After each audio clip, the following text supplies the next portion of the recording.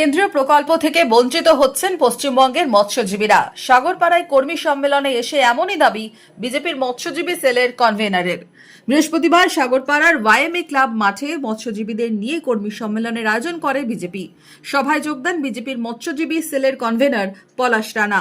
সম্মেলনে কি দাবি বিজেপি মৎস্যজীবী সেলের নেতার? লক্ষ লক্ষ পশ্চিমবঙ্গে প্রায় 32 লক্ষ মৎস্যজীবী আছে, প্রায় 1 কোটি ভোটার যারা পশ্চিমবঙ্গ সরকার থেকে বঞ্চিত এবং পশ্চিমবঙ্গ সরকারের জন্য ভারত সরকার যে কেন্দ্রীয় প্রকল্প সেগুলো এখানে লাগু হতে দিচ্ছে না। তারই জন্য প্রতিবাদ করার জন্য আমরা আজকে সারা পশ্চিমবঙ্গের বিভিন্ন প্রান্তে যেখানে মৎস্যজীবী আছে তারা কিভাবে ভারত সরকারের সঙ্গে সংযুক্ত হতে পারে, ভারত সরকারের সুবিধা পেতে পারে, এই পশ্চিমবঙ্গ মৎস্যজীবীদের নিয়ে আমাদের মূল আন্দোলন। এবং এই মৎস্যজীবীরা যাতে ভারত সরকারের সুবিধা পায় কেন্দ্রীয় মাধ্যমে, তার সেই ব্যবস্থা করার জন্যই আজকে আমরা জনসভা বলুন আর কর্মী সভা বলুন বা মৎস্যজীবীদের নিয়ে সম্মেলন বলুন, এই প্রোগ্রাম কিন্তু আমরা সারা পশ্চিমবঙ্গ জুড়ে চালাচ্ছি।